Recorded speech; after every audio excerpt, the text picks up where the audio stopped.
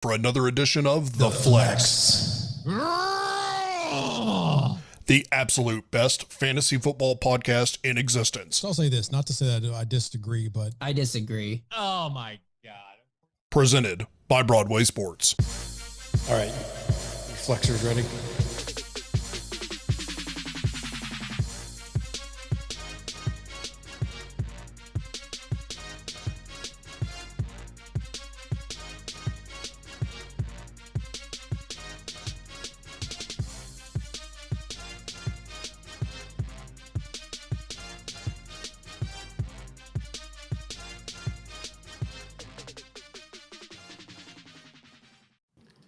Welcome into The Flex, the most accurate fantasy show with three dudes in three different locations with a penguin in the background of one of the locations. My name is Zach O'Lantern Lyons, and you can follow me on Twitter at FWordsPod. I'm joined as sometimes always by the inventor of the most accurate NFL grading system, the proprietary RGPFS, Robert Spleenlaw. Follow him on Twitter at Rob on Broadway. And of course, Confused in LA is Justin Gravedigger. I'll follow him on Twitter at Titans Film Room. We are all brought to you by the world's leading employer of online shit stirrers, BroadwaySportsMedia.com. Go subscribe because we have something major dropping soon that is going to be the first of its kind in the Nashville sports market, coming soon to members only in November. Greenlaw, Thursday morning, you release your Twitter Takes article that always sets the internet ablaze like it's the fucking Human Torch. Do you have a preview of some of the tweets that didn't make it but are still really, really bad? I do. So I got to call out CBS, NFL on CBS. They put out a list the other day of all of these NFL legends that Tom Brady has more than double their touchdowns in it. And on the list, you got John Elway, Joe Montana, Steve Young, Terry Bradshaw. And then at the bottom of the list, they included Kyle Orton. So it's kind of one of those, like, which one of these things doesn't belong?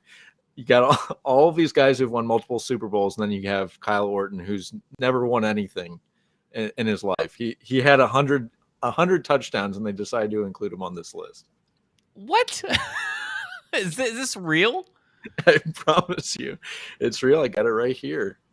I mean, that is utterly ridiculous. While Kyle Orton is ever on anybody's list of top tier quarterbacks, right above him, they put Troy Aikman, and then obviously the next person you would think of after Troy Aikman is Kyle Orton. Yeah, it's like including Samkon Gatto in the any kind of running backs list. That's what I feel like is the equivalent of including Kyle Orton. Oh, wow. So we are going to get into a bunch of different topics. We're trying to bring you something different than our usual sit start every week. And so this week we have Week 7 heartbreaks. Who broke our heart in Week 7? Rest of the way quarterbacks, rest of the way running backs, rest of the way wide receivers. Players that have the easiest and the hardest schedules that you need to be aware of at those positions. And then we also have the Week 8 rebound, some players that probably have been piddling around on your fantasy roster and you're just kind of a little fed up with them. And then, of course, if you are on YouTube and on Facebook, and if you're on Twitter, please go to YouTube or Facebook. We will answer all your sit-start questions. Please put those in the chat. You can go ahead and start putting them in right now. Make sure to go to Facebook or YouTube to be able to do that because Twitter is a bitch and will not let you put in replies and questions in the chat and it's not our fault. It's for any streaming platform that they use. They are being secretive little bitches and not letting us do any kind of stuff. So please go to Facebook. We are on Facebook at Broadway Sports Media, and we are on YouTube at Broadway Sports Media as well. Go to both of them, youtube.broadwaysportsmedia.com. Go ahead and subscribe. That is the best place to go. You get more options on YouTube anyway. You can do, closed captioning. Maybe you're deaf. Go to closed captioning. If you're deaf, you're probably not even hearing me say this anyway, but, it is what it is. But go to YouTube, get HD. We're all in full 1080p HD. You can see the penguin, all the liquor bottles that are behind Greenlaw. You can see all the books and Funkos and records, and then a bunch of secretive notes, I feel like. What is that behind you? What'd you just point at? You can read this motivational note I have for myself, which says greatness isn't easy Mm, if you're watching in HD. I don't know. I disagree. So anyway, let's just jump into it. Justin Graver, you haven't spoken a lot, so we're going to go toss to you first. Week 7 heartbreaks. My week 7 heartbreak was none other than Titans stud MVP Derrick Henry. And it's actually hilarious to me that Henry had what was effectively his worst game since week 1.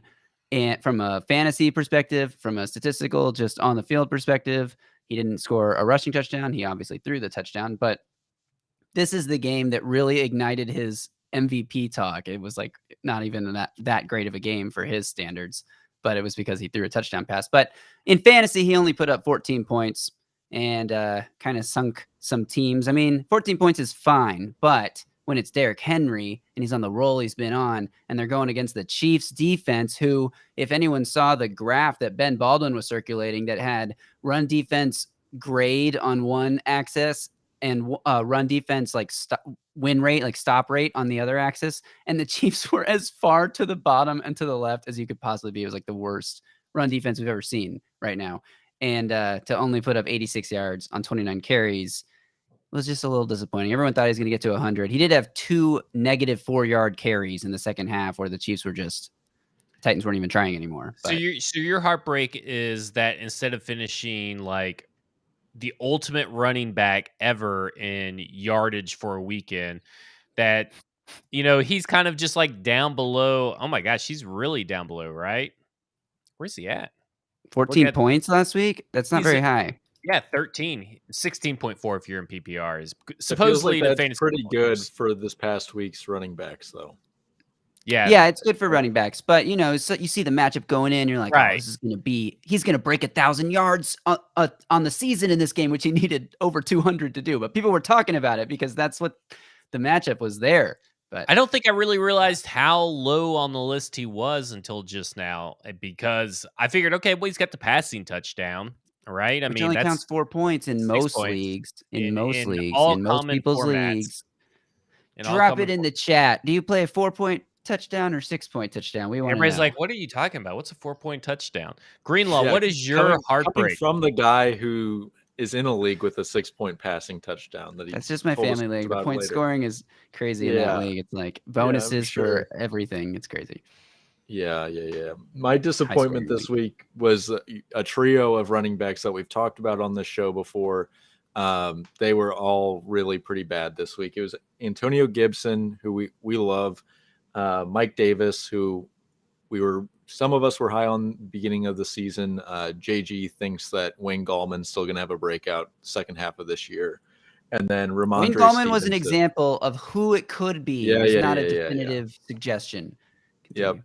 So these 3 guys have been, their running back 2 have taken over their jobs. Or in Ramondre Stevenson's case, like he wasn't even active this past week for no one knows the reason. He was a healthy scratch after being the go-to back behind Harris last week. Hopefully, going forward, that's not the case, that he's not inactive and he can, catch some passes. But the other 2 guys, it's very disturbing to see how much they're using J.D. McKissick in Antonio Gibson's case and Patterson in Mike Davis's case. Patterson makes sense since he's been effective, but McKissick makes literally no sense to me. I don't understand why they keep on refusing to put Gibson on the bench and have McKissick catch all these passes and have a decent amount of rushing attempts too. It makes no sense to me. It has to be because of the shin injury, right? Yeah. That's what I'm thinking, is that has to be the shin injury that they're trying to at least get him to the bye without overexerting the injury, is what I'm assuming.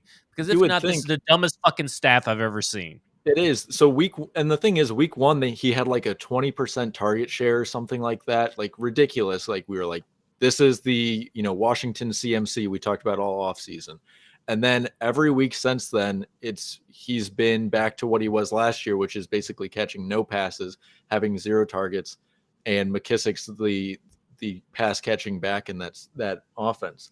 So maybe after the bye it helps, but your shin's not gonna, heal in the 1 week for the bye. It's like a 2 to 3 week thing that they'd have to shut him down for. And I don't know why they haven't done it already if they think that, it's hurting them that much.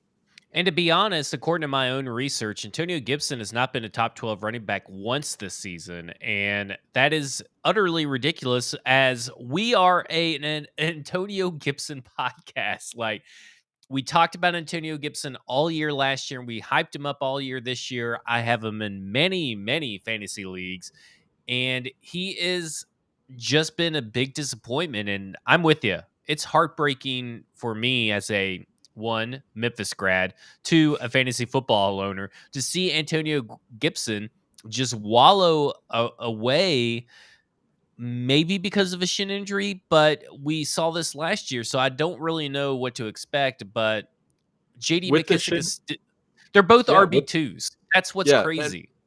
And McKissick has this thing where he, like, I think only on even weeks does he produce. So this week he'll have 20 points, I'm sure.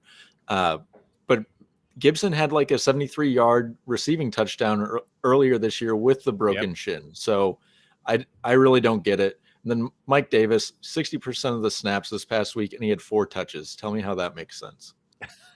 It doesn't make sense. And at this point, we as a podcast just need to put a moratorium on talking any kind of shit or decline about Cordarrelle Patterson, because it's not going to happen.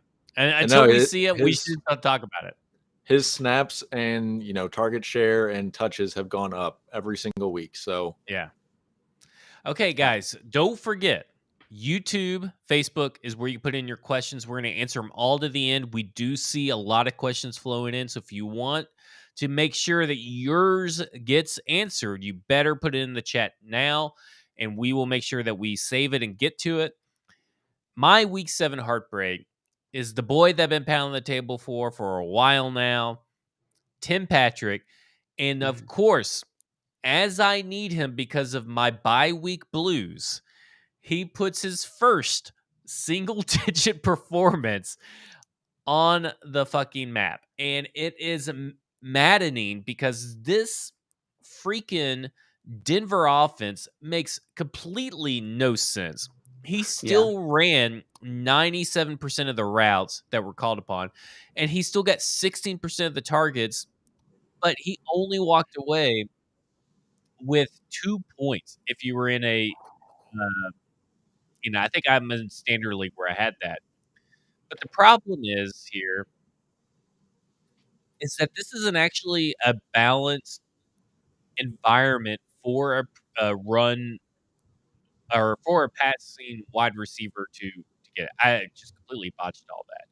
But it's a balanced offense, and he should be seeing way more than what he got. And he got a lot of targets this past week. He just, for whatever reason, was sunk. I don't know if it's the Cleveland defense or if it was just his quarterback is now hitting the wall because Teddy Bridgewater is apparently only good for like 6 or 7 games per season. I don't know. But this whole Denver offense has me a tad bit worrisome when it comes to the passing game if they don't get this corrected and get it corrected quickly. And you got more mouths to feed now with Judy coming back. So it's not a great situation for Tim Patrick in general. It seems that Noah Fant, as the weeks progressed, Noah Fant became the go-to target for Teddy Bridgewater. I don't know if that's because of the limitations of the quarterback skills of Teddy Bridgewater. I don't know, because that's what's maddening, and I don't know why I subject myself every year to having shares in this fucking Denver offense. It does not matter who the head coach is, does not matter who the offensive coordinator is. At some point, you hit a wall of frustration with this Denver offense, and nobody's above it. Courtland Sutton is not impervious to it. Tim Patrick is not impervious to it. Nobody's impervious to it. Once you get into that high altitude lack of oxygen, it's like in LA, just all the smog, you can't breathe in Denver. So didn't stop Peyton Manning, but Javonte Williams too. I mean, I think Javonte Williams' breakout is still to come, but I agree mostly. He looks great. Williams looks great. Yeah. They just, don't want to give him the ball. Give him the ball. The altitude's getting to Shermer, I think. Yeah, it just that's what it is. gets everybody. At some point, it succumbs to everybody. Don't forget, Peyton Manning fought it off for a while, but it got to his neck, that high altitude. I think he would tell you that. Ryan Watson chimes in, said Faint would be the dude with Juady out. I don't know who Juady is, but sure. So we are going to move into the rest of the way quarterbacks, and that falls on to No credit. Justin Graver, who is going to give you two quarterbacks to stick with for the rest of the way or to try to get, and two quarterbacks you may want to ditch for the rest of the way. Justin Graver, I'll let you take it from there. How do you want to do it? Do you want to do 2 and 2, name all four, and we just all, battle royal? What do you want to do? I'll go one at a time. You guys can react as needed. If you agree, disagree. If you want me to just keep rolling after I make a point, then that works. We'll go one-on-one. We'll start with my favorite, mostly available quarterback. I'm going with two quarterbacks that should be mostly available because I feel like people who have Josh Allen and just any of the elite quarterbacks don't like trading those guys. So I'm looking at Tua Tagovailoa right now. Tua has played 2 games since coming back from his injury that knocked him out. He's QB3 overall in those 2 weeks since returning from that injury. He does have a tough matchup this week against Buffalo. So Buffalo is allowing the fewest points to fantasy quarterbacks this year, 13 points per game to fantasy quarterbacks. Some of that is like matchup based. We're still only in it's only going to be week 8, but we're also entering the point of the year where like looking at strength of schedule really does start to matter because we have a bigger sample size. So I don't know if you start him against Buffalo, but if somebody else in your league has him already, maybe they drop him this week after a bad week against Buffalo. Maybe it's a buy low opportunity if he doesn't play well. And if he's out there on waivers, I'm grabbing this guy right now, especially if you've been struggling to find consistency at your quarterback position. He's got Houston in week 9. He gets the Jets in week 11 and in week 15, which is fantasy playoff time. So I really do think he's a potential low-end QB1 the rest of the way. You're not concerned about Deshaun Watson, or just kind of, do you handcuff him? That actually feels like a little bit of motivation for Tua to kind of ball out as all these rumors swirling about Deshaun Watson. Like, there's a lot of rumors. Some of them are that Miami won't do a trade until Watson's legal situation is clarified, and that makes sense. And so that could conceivably give Tua time to make Miami say, maybe we don't need Watson after all, but that's only going to happen if he balls out over the rest of this, next 5 weeks or so. What do you think about this? I think they do need Watson. Yeah. I think they do need Watson, period. He threw at the ball 40 times last week and 47 times the week before, and his yards per attempt are 7.3 and 7. Like, that's pretty pedestrian for throwing the ball that much. And he had 2 picks last week and a pick the week before that. He's not playing. I mean, he's playing okay fantasy. It's not like he's lighting the world on fire, and they can't run the ball at all. Their whole offense is passing the ball. So QB3 over the last 2 weeks. Can't argue with that. Yeah, but I mean, do you think winning games standpoint, I think they got to make a move for Watson, and Watson becomes like an instant top 5 quarterback rest of the season if they get him. But I guess just from volume, if Tua is still the quarterback, I'll bite if I'm struggling to fill that roster spot. I mean, do you even think? Let me ask you a question. To Greenlaw's point, I know this will tie into it, but do you think Stephen Ross is coming down and saying, hey, I know where we're at with this quarterback, but we really need to trade for Deshaun Watson? And, Brian Flores is like, whoa. Have you seen his fantasy stats, though? I mean, like, ultimately, that's what boils down to, is not the fantasy stats. And I do, to play devil's advocate here, that is devil's advocate. But I agree with you. I don't think even his on-field performance has been as bad as what people want it to be, because people want Deshaun Watson freed from Houston, even though that he has to be guilty at some point through all these. He shouldn't even be freed to walk the streets right now. He should be incarcerated. But exactly. Even if he does get traded, Go ahead. I was just going to say, even if he does get traded, like the chances that he actually gets on the field in the 2021 season feel pretty low to me. So I think there would be some suspension or something that happened, conduct policy violation or whatever, where Tua would play the season anyway. So we're only talking about I'm not talking about yeah, Dynasty unless league. Tua is included in a trade out to somebody else, whether it's to Denver or Washington or wherever it is. In which case, Carolina. I might like Tua with Scary Terry quite a bit. Yeah. I would, because Tyler or is it Taylor or Tyler? I don't know. That Taylor. Henneke kid, he's pretty good. But as a fantasy quarterback, right? So Yeah. like if Tua goes there, I think it'd be a lot better. Yeah. All right, my other guy to go get is Derek Carr, who I have never been really a fan of his game, but he's playing the best football of his career right now. He has 5 games this season with 300 or more passing yards and 2 passing touchdowns in the same game. 5 such games. No other quarterback in the league has more than 3 such games. Not Tom Brady, not any of these quarterbacks, Josh Allen, nobody that you think is playing really well has even more than 3 games like that. So he's putting up the stats right now. The volume is there. Passing volume is there. The yardage volume. He's throwing it downfield to Henry Ruggs pretty well.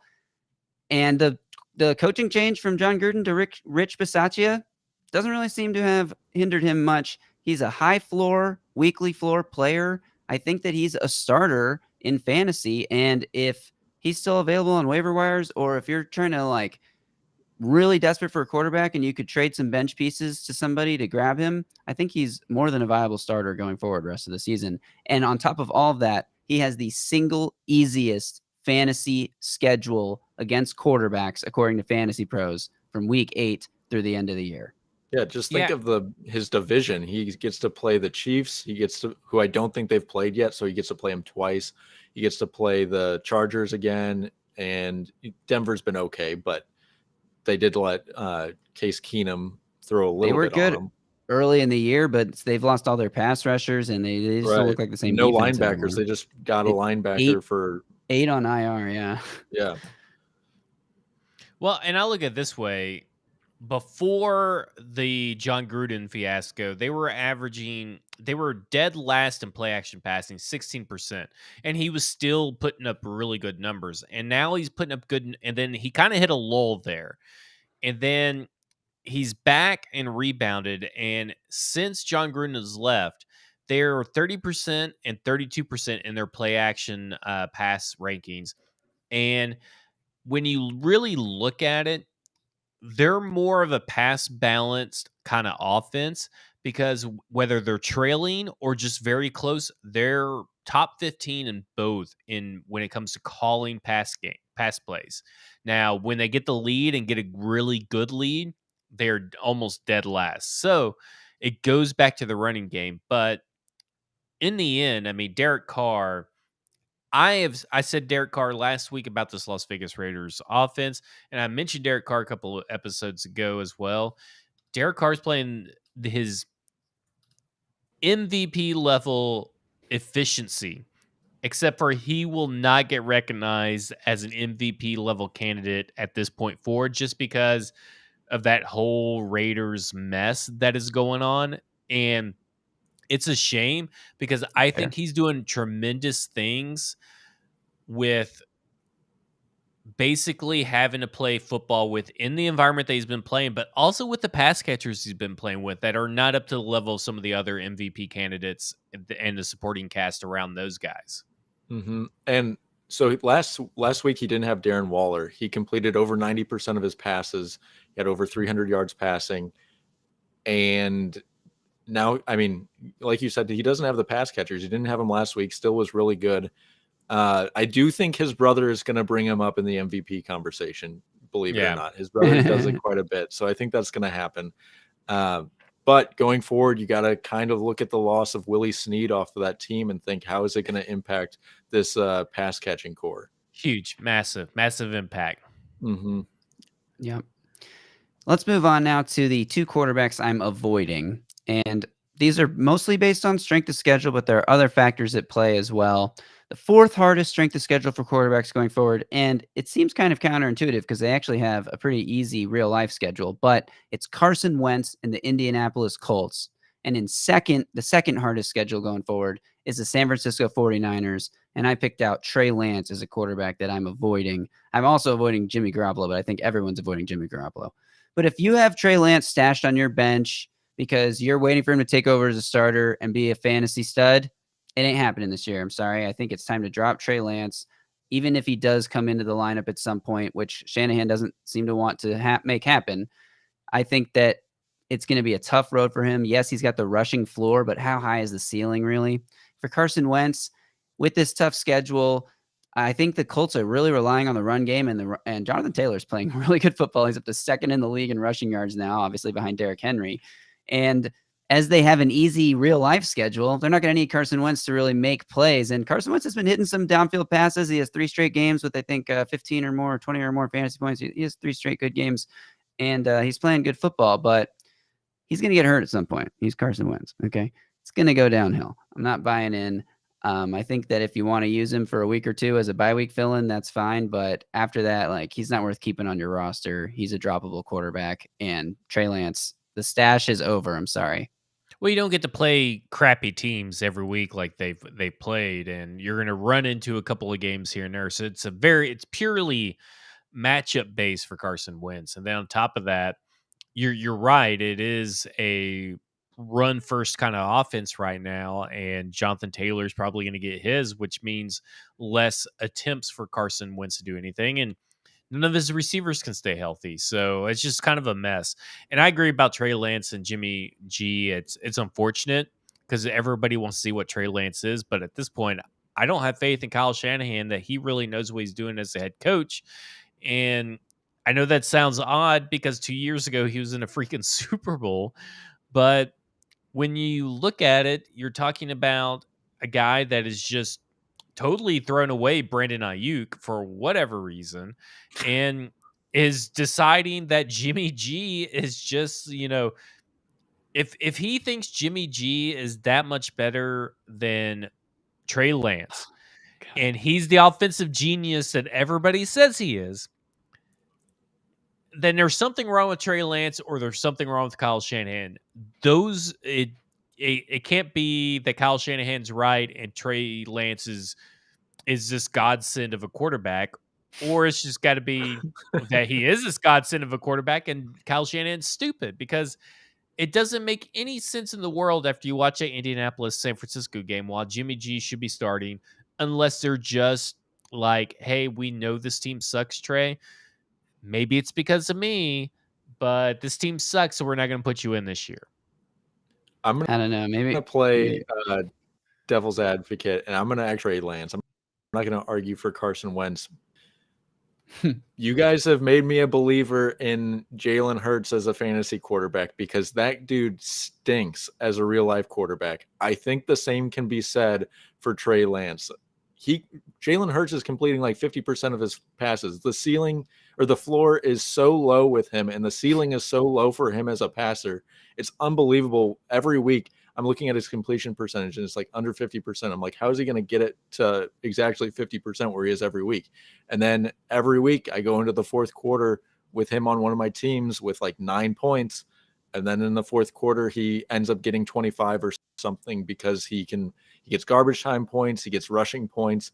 I think the similar thing is going to be true with Trey Lance with a better offensive play caller than Nick Sirianni, who today is talking about plants and flowers and all sorts of stuff when he's talking better. I have no idea what that dude's doing, but I think Shanahan is a better play caller than Sirianni, and so I think going forward they can be similar. I'm not saying Trey Lance is going to be a top 5 quarterback in fantasy like Jalen Hurts has, but I do think he's probably startable when he's in there. I think he's going to be a top 12 quarterback from the time he actually starts to the rest of the season. The thing is, Jalen Hurts, you talk about garbage time, 43% of his fantasy points have come in the fourth quarter this season. That's courtesy of the NFL Fantasy Football Show. Tune in Monday, Wednesdays at 4 p.m. Central Time. Well, I will move away from that and continue on with some very, very more piss poor news. And these are running backs that I am staying away from. And I'm staying away from two. I'm staying away from the backfield that is the Raiders and the backfield that is the Ravens. Both of these are bottom tier matchups to rest away from weeks 8, obviously, because they're both on bye. But let's say weeks 9 through the end of the season have some of the worst fantasy matchups. And not only that, you have to look at Josh Jacobs can't stay healthy. And then how are they going to use Kenyon Drake, even if he is the main guy? Because you still have Peyton Barber, who probably will come in to take over the Josh Jacobs role. And then you look over here to the Ravens, and they got a complete mess of just utter dog crap. I mean, I've never seen a worse running back room than Latavius Murray, Devontae Freeman, and Le'Veon crap, Bell. Le'Veon Bell and Tyson Williams, who they have just killed. thrown and tossed away. I mean, he's murdered in a ditch. This is a Halloween episode. That's okay to say. He is dead.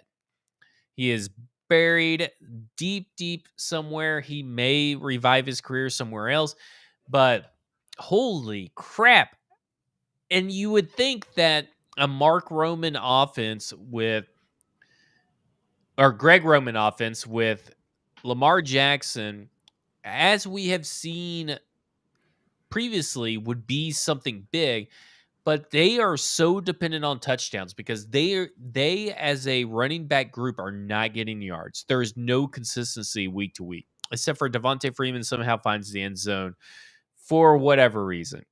But Lamar Jackson, eventually that is not going to work for this Ravens offense because that is their bread and butter. And when you deviate from your bread and butter, it's just utter chaos. And then, like I said, this Raiders team, even when they're playing close, they are still a top 15 passing offense, even when they're close. So all the pass plays they call are top 15. So they're not even really worried about running out the clock or whatever. And like I said, Josh Jacobs has a really tough time staying healthy or playing through injuries. I'd just be very cautious with their schedules and what they'll dictate the game script to be and the talent level of the Ravens backfield. I would just caution that I am staying away from the rest of the way for these guys. I would try to I don't know who you could trade out of these guys that you would be able to get anything for. You're kind of stuck with them. You got to drop them. I just dropped Murray this week. That situation is terrible. You went from having, J.K. Dobbins in preseason was the clear number 1 there, and then Gus Edwards was the 2. And then when Dobbins went down, you had the clear number 1 in Gus Edwards. And then after that, kind of all went to crap. And it is the worst RB situation, I think, in the whole league. You have no idea what they're going to do week to week with usage with any of these guys. I think they're all cuttable. Yeah. I did have to start Devonta Freeman last week because of the crazy buys, and he got me 13 points, but I dropped him this week. Yeah, because he might You get just next can't week. trust him. So some of the running backs that I am all in on, and I don't know why I'm doing this to myself. I really don't. Javonte Williams has probably the best fantasy running back schedule ahead of him. Javonte Williams is the truth. I don't know what it is about the Denver Broncos, other than it's the high altitude over there, that they refuse to give their best back the running ball or the ball. But it's something that they do. They do it every year.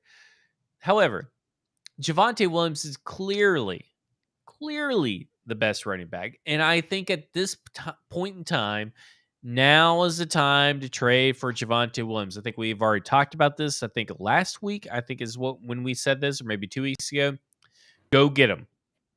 I won't swear, but I'm fairly confident that this will work out for you if you do it. Now is the time. He had a pretty good game against the Cleveland Browns. He's kind of like Tim Patrick. He has those low end double digit games. Very basically pretty much a running back 2. Eventually those will turn into running back 1 numbers when he gets into this better part of the schedule. Go pick up Javonte Williams. The other one, just real quick, is Darrell Henderson. Great. Obviously, you probably already have him, and obviously, you probably already know. But the reason I put him on the list is because he has the second easiest schedule.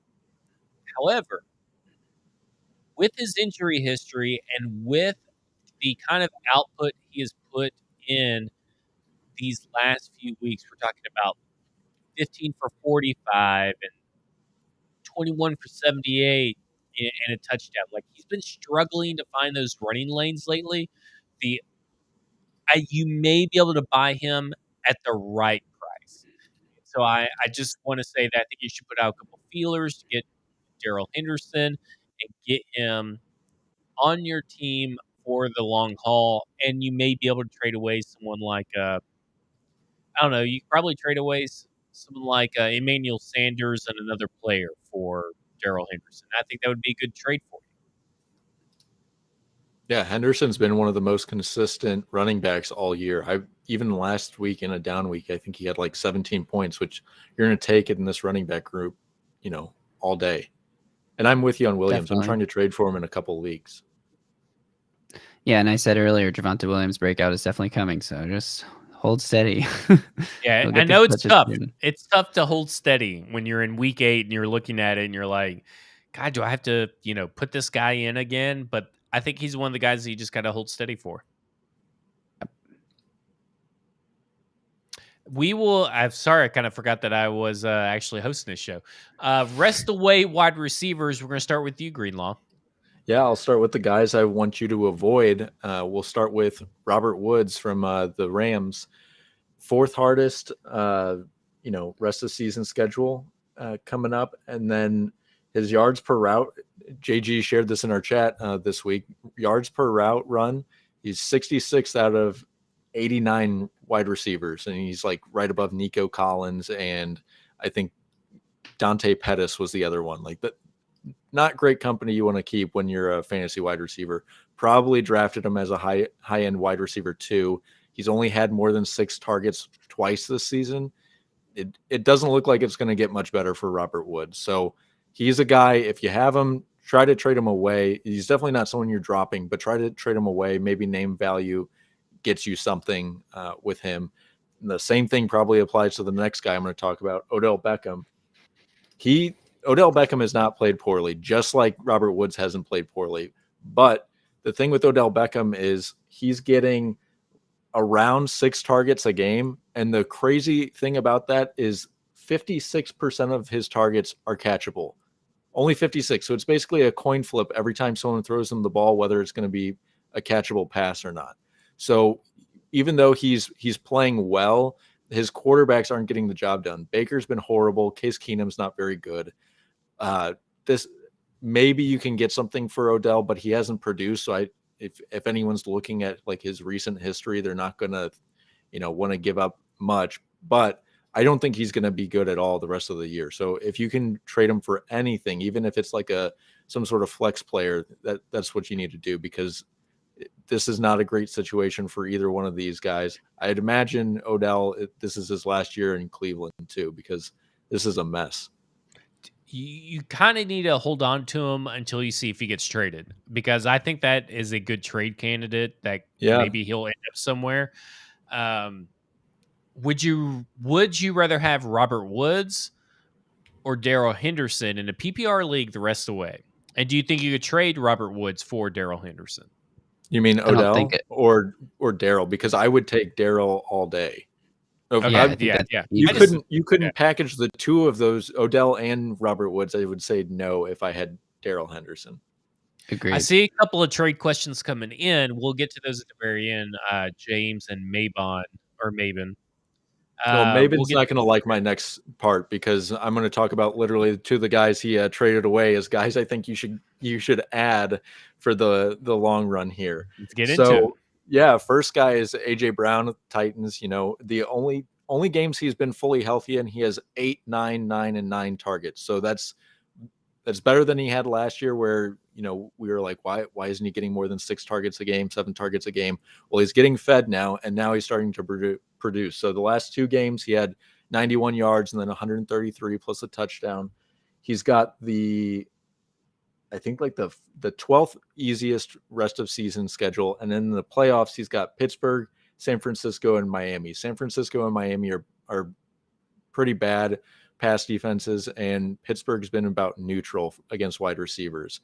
So his yak hasn't been there because of, hamstring and illness, but I think he's starting to get it back.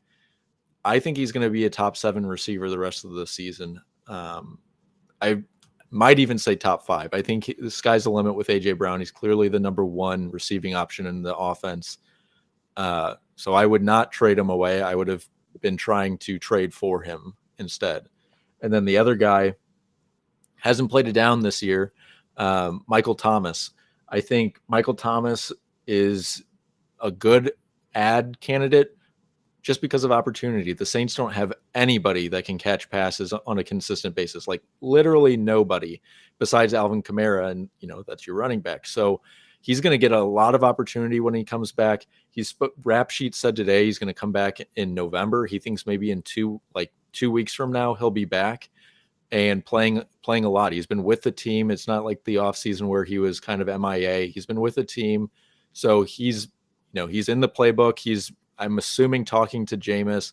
And even if he's not talking to Jameis, is Jameis really going to throw to like Traquan Smith or Marquez Callaway over Michael Thomas anyway? No. So I think Michael Thomas you can probably get him for close to nothing.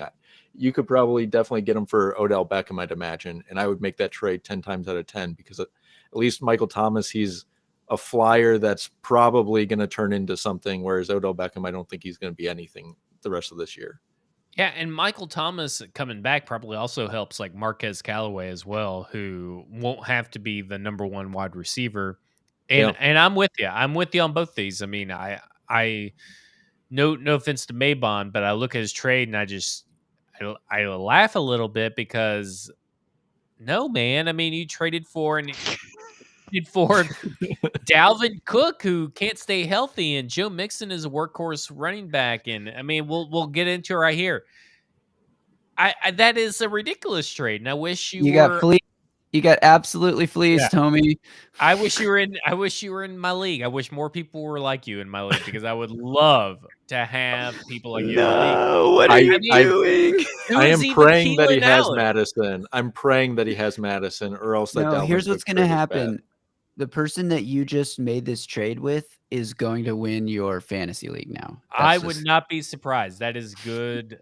The other thing with Michael Thomas is he's got the 4th easiest rest of season schedule, and he gets to play Tampa Bay, who's been awful against the pass, Miami, who's been awful against the pass, and Carolina, who's unraveling as the year goes on against the pass. So that's like a league winner right there. Yep. That broke my heart when I saw it because I knew we were going to have to poor Maybon. Yeah, always I thought hold it off was like a into setup. I trades thought it was until like after today. I thought it was one of you guys that put that in there. I was like, he's got 2 of the guys I'm telling you to go trade for in his trade away. No. That is crazy. I feel bad for him. Week 8 rebounds, and we are going to get into it. Basically, the players right now that you think that have had iffy last few weeks that you think will rebound this week. We're going to start with you, Justin. All right. My week 8 rebound candidate is Seattle Seahawks wide receiver Tyler Lockett, who has had a pretty rough weeks 3 through 7. He was doing amazing after the first couple of games, and he hasn't really done anything. I think he's wide receiver 75 from weeks 2 through 7. So that's, or 3 through 7. So that's pretty bad. That's not really starting quality player, but this week they get the Jaguars at home. Yes, Geno Smith is still going to be playing quarterback, but I think that this is a possible spot for Tyler Lockett to have a pop-off game, one of those random 30-pointers that happen every few weeks throughout the year for him. He's already had 2. Weeks 1 and 2 were amazing games. Been terrible since. Time for a spike week against a bad Jaguars defense that has been playing pretty well on offense. This Monday night game that the Saints and Seahawks just played was so ugly and disgusting, but I feel like it's going to be the complete opposite kind of game when they play Jacksonville at home. Jacksonville's offense has been putting it together a little bit, and I think they'll put up some points and force, Tyler Lockett and the Seahawks to make plays. Yeah, I mean, you have to stick with Tyler, and eventually, like you said, Russell Wilson's coming back. But it's a good matchup this week for him as well. What do you feel about Tyler Lockett rebounding this week? Great Greenlaw. I mean, anything with Geno Smith doesn't give me the warm and fuzzies, and I think he's favored Metcalf pretty significantly while he's been in, but he is one of those guys you probably don't have someone better on your bench to start over him or matchup than the Jaguars, so I think you got to ride with them. Yeah, definitely think you got to ride with him. I am going to go with this Kansas City offense that thoroughly got embarrassed by Greg Maben and company here in Tennessee. Utterly pitiful showing on for all three of these guys, Patrick Mahomes, Tyreek Hill, and especially whiny bitch baby Travis Kelce. Horrible showing. I mean, the whole year has been up and down, up and down. And, I think Patrick Mahomes, I think all three of these guys are potentially buy low candidates because all the national media has talked about this week flooding the earwaves of everybody in your league is what is wrong with Kansas City? How are they ever going to fix it? What is the problem? Turnover worthy plays, interceptions. All of these guys are buy low candidates that could probably turn your league, turn you into a league winner. And here's what I'm going to say is that through my own research, I found that Travis Kelce has had 3 touchdowns in the first 2 games this season and 1 in the last 5 games combined. And Tyreek Hill put up 42.4 points per game in weeks 1 and 3 and 13.1 fantasy points per game in the other 5 games. And that was due to my own research. And listen, not every week is Travis Kelce going to be put into a torture chamber by Dane Cruikshank. Not every team has a all-star, all-pro, tight end covering safety like Dane Cruikshank. And so eventually he's going to break out. And not everybody has all-pro defensive back in Greg Maben that's going to just terrorize Tyreek Hill and put him in an elimination chamber. It's just not going to happen. So you have to think these guys going up to New York New York Giants are going to just decimate them. They're pissed. They're going to play pissed. Andy Reid's mad. And let me say something. The New York Giants suck. They have Logan Ryan and Adoree Jackson. They're burnt toast. Fuck those guys. Kansas City by 13 points or more. You go ahead. I was going to say, it's not just the lowest point total of Patrick Mahomes' career. It's the lowest point total in the Andy Reid era for Kansas City. That goes all the way back to like 2008 or 11 or some number like that. Or I don't know how far back it goes, but it's a long time. So this was a total anomaly, like you said. They were like one of the best offenses in the NFL entering this game against the Titans on a yards per drive, touchdowns per drive, red zone conversion percentage. The only problem was that they were turning the ball over like crazy, which was costing them to lose games in real life, but it wasn't actually affecting their fantasy outlook on offense. So I feel they're still like 7th in points per game or something like that. Like you said it all week. We've heard that the Kansas City offense is broken because of this one game. It's not. Mahomes is going to be a top 3 quarterback. Tyreek Hill's on pace to break the receptions record. Travis Kelce is going to be tight end 1.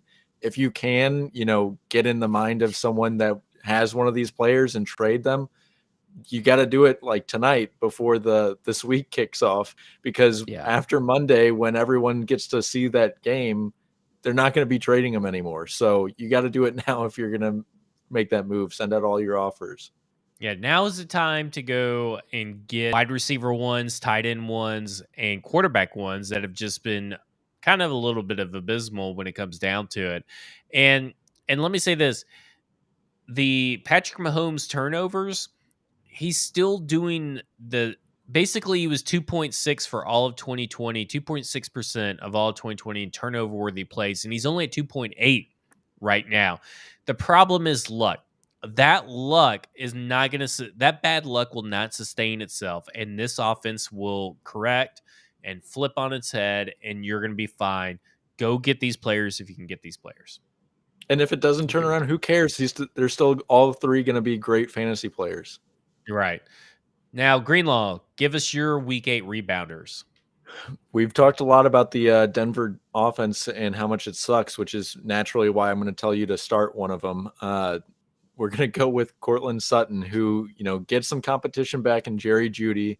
But 2 of the last 3 weeks, Sutton's had over 10 targets, and he gets to play the Washington football team. And the Washington football team is the second worst defense against wide receivers this year for fantasy purposes. So I think this is a guy you have to start. I know his production's been kind of all over the place, but this is about as good of a matchup as it gets. Yeah. So true. I'm with you. I mean, who would have thought this Washington football team defense was going to fall off like it did compared to last year? I mean, you're talking about a team that was able to harass Tom Brady in the playoffs and technically should have gotten better. And this whole Washington football team has just been kind of an utter disappointment on offense, on defense. Hopefully, Courtland Sutton does rebound because I do have to start in a couple of weeks. Yeah. I'm not sure how Ron Rivera's kind of escaped all the blame, too. Everyone's blaming Jack Del Rio, and it's like, well, they're running what Ron Rivera wants them to run. Yeah. Yeah, it's definitely a situation where Jack Del Rio, at some points he was tied to the USC job, and possibly going there a couple of decades ago, like maybe a decade ago. Maybe he should leave for college because I don't think that he cuts it in the NFL anymore. I think that his style is just not it. I think I do like Riverboat Ron, but I don't know. Something stinks outside of the staff, The whole like organization. the front office, outside of the whole organization, the product they're putting on the football field, there's something that's causing that to be a bad product. And I think it comes down to the staff at this point. Yep, Let's agreed. move into some start questions. Well, Ghost Viking, of course, says Mahomes broke my heart this week. I think we already talked about that. Tyler Boyle says Dearness Johnson, Darrell Williams, or Emmanuel Sanders in the flex. I'm always going to go with Emmanuel Sanders if you have those three. Now, if Nick Chubb is ruled out, then I'd definitely go Dearness Johnson. Agree with that. I think Darrell Williams is a candidate, but I wouldn't really. I think Sanders against the Dolphins is a much better matchup, and we've talked about, especially if this is a PPR league, how wide receivers just score more points. And if Nick Chubb doesn't play, Dearness Johnson, but if Nick Chubb does play, and it seems like Chubb's on track to play, I would say. Yeah, I think so too. Be careful. He was. there. Yeah, I definitely think that you have to go Emmanuel Sanders. Greenlaw, what do you think? No, I agree. As long as Chubb's not playing, it's got to be Sanders. Let's see here. We already talked about Maben, so we're running a little bit close to time. So if you have any questions, you better get in now because we're going to take our last question just now. And I'm sorry we couldn't get to all of your questions. But trade Henderson, David Montgomery, Julio Jones, and Judy for Christian McCaffrey and Brandon Cooks. 8-man PPR. I guess he's 5-2 is his record. I would not trade. No. CMC, you can't rely. You can't rely on CMC. And you can't rely on. Henderson's a running back one. Montgomery's a running back one when he's healthy. And he's going to be back, in a couple weeks. His wide receivers must be really, really bad. The other guys? Like, just trade Julio and Judy for Cooks. Yes. Yeah. Just do that. That's the only part of the trade that makes sense. Do not stay away from Christian McCaffrey. Who knows when he's coming back? And when he does come back, who knows how long he's going to stay healthy? So unless you're getting him for almost nothing where you can plug him in when he is healthy, absolutely not. Henderson's been really reliable, and the Bears are going to run the ball if nothing else. Also, wait a week to trade Julio and Judy, I think, because Judy could step in and be the number one target. If it's a PPR league, I mean, he could be like 7 for 70 kind of guy almost every week. And Julio is looking healthier and better. He only played 29 snaps on Sunday because the Titans were dominating the Chiefs. So why throw him out there? The Titans aren't going to have too many games like that one, right? Yeah, I wouldn't think so. But so I feel like David Montgomery's the big question mark, right? Because Khalil Herbert has looked really freaking good in his absence. And how much does he actually eat into David Montgomery's workload, who was technically a 3-down running back, workhorse running back? I know he's the There you go, trade. Frankenstein. I know he's the Frankenstein of running backs, but I think there is some cause for concern that when David Montgomery comes back, that even when he comes off IR, they'll ease him into that 21-day window. I don't think they'll split, to be honest, because that's just not what this staff has done historically. There's been like one dominant guy and then kind of a pass catching guy, which they let Herbert do last week. I said maybe Damian Williams would be that guy, but they basically kicked Damian Williams to the curb last week and said, it's all yours, Herbert. So I think it's going to be Monty when he comes back, like 25 carries a game type guy. And then Herbert's going to take over that Damian Williams role. Well, we'll have to pause the questions for now. If you enjoyed the show, be sure to subscribe, rate, and review. I don't get why it should be rate, review, subscribe, because technically you should subscribe to the show first, then rate it, then review it. You got to get the subscription in first, because sometimes you rate one, you review it, then you're like, oh, I forgot, I got other shit I got to do. I think it's more about asking people from like, here's a tiny thing you could do, rate it. Here's a little bit more effort, you could write a review, and here's like true dedication. You could be a subscriber. See, So I actually want you to subscribe, then unsubscribe, and then subscribe again before you rate and review. I agree. That's I think that's the way to go. That's the most. If you're listening on the Football and Other F Words podcast feed or the Music City Audible feed, this is the Flex, a fantasy football podcast. Go find this feed and then subscribe, rate, and review, or rate, review, subscribe, whatever it is that is your format of preferred preference. And then I'm sorry, Stoney, you were way too late. I saw it in the chat. But then set your notifications to on for Wednesdays. Hold on. We got a couple. We'll go to this. We got a little bit of time. Trading Schultz and the Bills defense for Julio Jones. I have Waller, Tanyan, Tyreek, Emmanuel Sanders, Jacoby Myers, Rashad Bateman, Fuller, Damian Harris, Mike Davis. We'll have to pick up Rams or Bears D. There's a lot to unpack. I think you're fine. Because if you have Waller and Tanyan, there's no need for Schultz. And if you are just getting rid of the Bills defense, I think that the Bears D or the Rams D will be fine to get you through the same amount of points on average throughout the rest of the season. And then you're just getting Julio Jones for the hell of it, I guess. But you need to turn around. Tanyan, though, instead of Schultz. Try that first. And if that doesn't work, then trade Schultz. Well, you don't want to do that this week because the pass catchers in Green Bay are pretty much decimated. And Robert Tanyan will probably be the benefit of that. What I would do. So here's what you do. Thursday, you start Tanyan. You wait till the Thursday game. Tanyan goes off. You trade Tanyan and Bills D for Julio Jones. It executes on Tuesday, and then you're good to go. And I would also turn around and trade maybe Julio Jones and one of these other lesser wide receivers like Rashad Bateman or Jacoby Myers for a running back, because you look like to desperately need a running back for sure. Are you kidding me? He's got Damian Harris and playoff Lenny. There's no need for another running back. Well, that's it. I mean, they're going to have their bye soon. And Mike Davis. We all know Mike Davis rebounds coming any week now. Oh, my God. Revenge game. Mike Davis revenge game. Yep. We'll see. Carolina. I mean, I will guarantee that Mike Davis at least doubles his points from last week this coming week. He had one. He had 1 point last week. If you're listening to the podcast version on any of the very important, ultra famous feeds of Football and Other F Words and Music City Audible, make sure to tune in to Broadway TN on Facebook and on YouTube. Set notifications on for 8 p.m. every Wednesday to get in your questions on YouTube and Facebook. We'll interact and talk. Then go buy our merchandise over at shop.broadwaysportsmedia.com and use promo code FLEX15 to get 15% off. Thanks for listening. On behalf of Robert Greenlaw, Justin Graver, and Broadway Sports, my name is Zach Lyons, and we just flexed on ya.